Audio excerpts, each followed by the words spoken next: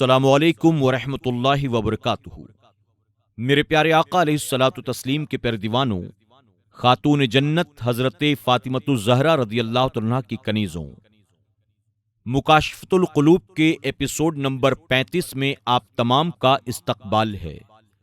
الصلاۃ والسلام علیک یا رسول اللہ، الصلاۃ والسلام علیک یا حبیب اللہ، الصلاۃ والسلام علیک یا نبی اللہ، وعلی آلک واصحابک یا نور اللہ صلی اللہ تعالی علیہ وسلم۔ میرے پیارے آقا علیہ الصلوۃ والتسلیم کے پیارے دیوانوں، خاتون جنت حضرت فاطمۃ الزہرا رضی اللہ عنہا کی کنیزوں، کل سے ہم نے 28ویں باب کا آغاز کیا جو موت کی یاد کے تعلق سے ہے۔ ہم نے اللہ اور اس کے رسول صلی اللہ علیہ وسلم کے فرامین، صحابہ اکرام کے اقوال، ان کی عملی زندگی اور بزرگان دین کے فرامین موت کے تعلق سے سماعت کیا۔ اب آگے قبروں سے حسرت بھرے کتبات۔ قبر والوں کے لیے بعض شاعروں نے کچھ عبرت والے اشعار کہے ہیں۔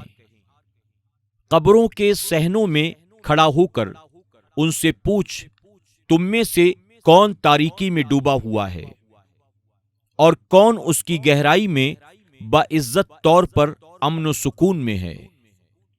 آنکھ والوں کے لیے ایک ہی سکون ہے اور مراتب کا تفاوت دکھائی نہیں دیتا، یعنی فرق دکھائی نہیں دیتا۔ اگر وہ تجھے جواب دیں تو اپنی زبان حال سے حالات کی حقیقت یوں بیان کریں گے، جو مطیع اور فرمانبردار تھا وہ جنت کے باغوں میں جہاں چاہتا ہے سیر کرتا ہے، اور بدبخت مجرم سانپوں کے مسکن والے ایک گڑھے میں تڑپ رہا ہے۔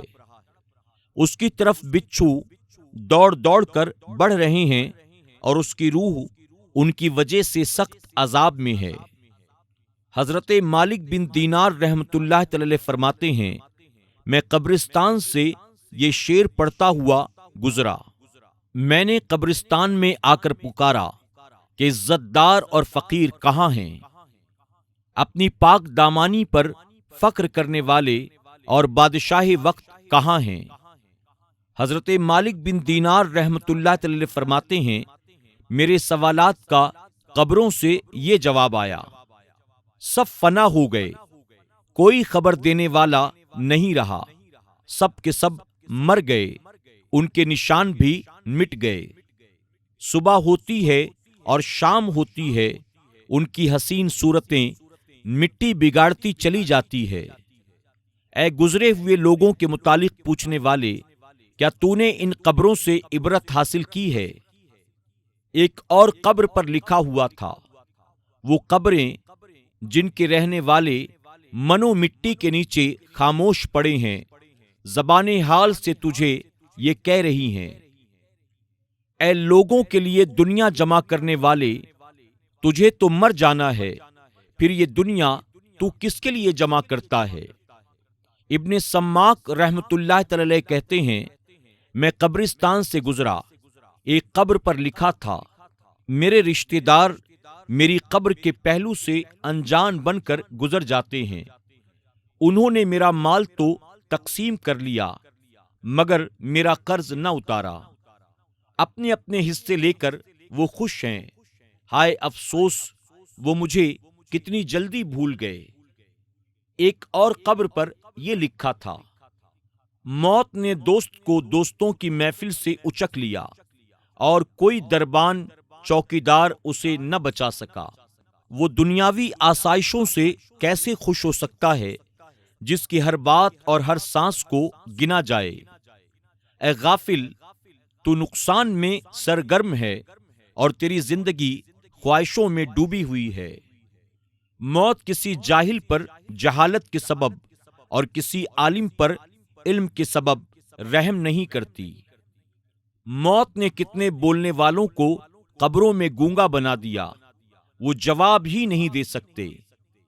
کل تیرا محل عزت سے معمور تھا، آج تیری قبر کا نشان بھی مٹ گیا۔ ایک اور قبر پر لکھا تھا، جب میرے دوستوں کی قبریں اونٹ کی کوہانوں کی طرح بلند اور برابر ہو گئیں تو مجھے معلوم ہوا، اگرچہ میں رویا اور میرے آنسو بہنے لگے، مگر ان کی آنکھیں اسی طرح ٹھہری رہیں، یعنی انہوں نے آنسو نہیں بہائے۔ ایک طبیب کی قبر پر لکھا تھا، جب کسی نے مجھ سے پوچھا تو میں نے کہا کہ لقمان جیسا حکیم و عقل مند بھی اپنی قبر میں جا سویا۔ کہاں ہے وہ جس کی طب میں شخصیت مسلم تھی اور اس جیسا کوئی ماہر نہ تھا؟ جو اپنے آپ سے موت کو ٹال نہ سکا، وہ دوسروں سے موت کو کیسے ٹالتا؟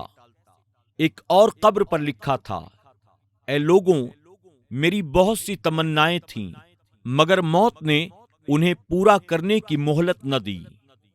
اللہ سے ڈر اور اپنی زندگی میں نیک عمل کر۔ میں اکیلا یہاں نہیں آیا، بلکہ ہر کسی کو یہاں آنا ہے۔ میرے پیارے آقا علیہ الصلوۃ والتسلیم کے پیارے دیوانوں، خاتون جنت حضرت فاطمۃ الزہرا رضی اللہ تعالیٰ عنہا کی کنیزوں، اسی کے ساتھ 28واں باب موت کی یاد مکمل ہوا۔ اب آئیے 29ویں باب کا آغاز کرتے ہیں۔ آسمانوں کا ذکر اور دوسرے مباحث۔ روایت ہے کہ اللہ تعالیٰ نے سب سے پہلے جوہر کو پیدا کیا۔ جب اس پر ہیبت کی نگاہ ڈالی تو وہ پگھل گیا اور خدا کے ڈر سے کانپنے لگا، جس سے وہ پانی بن گیا۔ پھر اللہ تعالیٰ نے اس پر نگاہ رحمت ڈالی تو آدھا پانی جم گیا، جس سے عرش بن گیا۔ عرش کانپنے لگا تو اس پر لا الہ الا اللہ محمد الرسول اللہ صلی اللہ تعالی علیہ وسلم لکھ دیا، جس سے وہ ٹھہر گیا، مگر پانی کو اسی طرح چھوڑ دیا گیا جو قیامت تک موجیں مارتا رہے گا۔ اللہ کا عرش پانی پر تھا۔ تخلیق کائنات۔ پھر جب پانی میں تھپیڑے والی موجیں پیدا ہوئیں، جن سے تہ بتہ دھوئیں کے بادل اٹھے اور جھاگ پیدا ہوئی، اور اس سے زمین و آسمان بنائے گئے جو ایک دوسرے سے جڑے ہوئے تھے، پھر ان دونوں کے درمیان اللہ تعالیٰ نے ہوا کو پیدا کیا، جس کے دباؤ سے زمین و آسمان کے طبق ایک دوسرے سے الگ ہو گئے۔ حکمت والے کہتے ہیں، اللہ تعالیٰ نے آسمانوں کو دھوئیں سے اس لیے پیدا فرمایا کہ دھواں آپس میں ملا ہوتا ہے اور اونچائیوں پر جا کر ٹھہرتا ہے۔ بخارات یعنی گیس سے اس لیے پیدا نہیں فرمایا کہ وہ واپس لوٹ جاتے ہیں۔ یہ اللہ تعالیٰ کے علم و حکمت کا معمولی کرشمہ ہے۔ پھر ارشادات نبوی صلی اللہ علیہ وسلم کے مطابق اللہ تعالیٰ نے پانی کی طرف رحمت کی نظر کی تو وہ جم گیا۔ آسمانوں کے نام اور ان کے رنگ۔ زمین اور آسمان دنیا کی اور ہر آسمان دنیا سے دوسرے آسمان کی دوری 500 سال کے سفر کے برابر ہے۔ اسی طرح ہر آسمان کا اپنا اپنا حجم یعنی موٹائی ہے۔ کہتے ہیں کہ پہلا آسمان دودھ سے بھی زیادہ سفید ہے، مگر کوہ کاف کی ہریالی کی وجہ سے یہ ہرا نظر آتا ہے۔ اس آسمان کا نام رقیعہ ہے۔ دوسرے آسمان کا نام فدوم یا ماعون ہے، اور وہ ایسے لوہے کا ہے جس سے روشنی کی کرنیں پھوٹی پڑتی ہیں۔ تیسرے آسمان کا نام ملکوت یا ہاریون ہے، اور وہ تانبے کا ہے۔ چوتھے آسمان کا نام ظاہرہ ہے، اور وہ آنکھوں میں چمک پیدا کرنے والی سفید چاندی سے بنا ہے۔ پانچویں آسمان کا نام مزینہ یا مسہرہ ہے، اور وہ لال سونے کا ہے۔ چھٹے آسمان کا نام خالصہ ہے، اور وہ چمکدار موتیوں سے بنایا گیا ہے۔ ساتویں آسمان کا نام لابیہ یا دامیہ ہے، وہ لال یاقوت کا ہے، اور اسی میں بیت المعمور ہے۔ بیت المعمور کے 4 ستون ہیں، ایک سرخ یاقوت کا، دوسرا سبز زبرجد کا، تیسرا سفید چاندی کا اور چوتھا سرخ سونے کا ہے۔ بیت المعمور کی عمارت سرخ عقیق کی ہے۔ ہر روز وہاں 70,000 فرشتے داخل ہوتے ہیں اور ایک مرتبہ جو داخل ہو جاتے ہیں پھر قیامت تک انہیں دوبارہ داخل ہونے کا موقع نہیں ملے گا۔ قول معتبر یہ ہے کہ زمین آسمان سے افضل ہے، کیونکہ یہ نبیوں کے پیدا ہونے اور دفن ہونے کی جگہ ہے، اور زمین کے سب طبقات میں بہتر اوپر والا طبق ہے، جس پر خدا کی مخلوق آباد اور نفع حاصل کرتی ہے۔ 7 ستارے اور ہر ستارے کا آسمان۔ حضرت ابن عباس رضی اللہ تعالیٰ عنہ سے مروی ہے کہ آسمانوں میں سب سے زیادہ افضل کرسی ہے، جس کی چھت عرش الہی سے ملی ہوئی ہے۔ 7 ستاروں کے علاوہ تمام فائدہ مند ستارے اسی آسمان میں ہیں۔ 7 ستاروں کی تفصیل یہ ہے: زحل جو سنیچر کے دن کا ستارہ ہے، 7ویں آسمان میں ہے۔ مشتری جو جمعرات کے دن کا ستارہ ہے، 6 آسمان میں ہے۔ منگل کا ستارہ مریخ 5ویں آسمان میں ہے۔ اتوار کا ستارہ شمس 4تھے آسمان میں ہے۔ جمعہ کا ستارہ زہرہ 3رے آسمان میں ہے۔ بدھ کا ستارہ اتارد 2 آسمان میں ہے، اور پیر کا ستارہ قمر 1 آسمان میں ہے۔ نقطہ: اللہ تعالیٰ کی قدرت کاملہ نے آسمان و زمین کی صنعت یعنی بناوٹ میں بے انتہا عجائبات رکھے ہیں۔ حالانکہ سارے آسمان دھوئیں سے بنائے گئے ہیں، مگر کسی میں ایک دوسرے کی مشابہت نہیں پائی جاتی۔ آسمان سے پانی برسایا، اس سے قسم قسم کی سبزیاں اور پھل اگائے، جن کے ذائقے اور رنگ الگ الگ ہیں۔ حکمت الہی کے سبب وہ ایک دوسرے سے بڑھ چڑھ کر لذیذ ہیں۔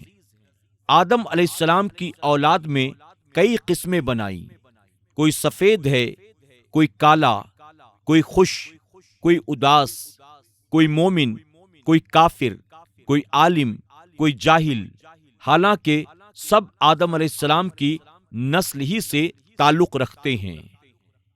میرے پیارے آقا علیہ الصلوۃ والتسلیم کے پیارے دیوانوں، خاتون جنت حضرت فاطمۃ الزہرا رضی اللہ تعالیٰ عنہا کی کنیزوں، اسی کے ساتھ 29واں باب بھی مکمل ہوا۔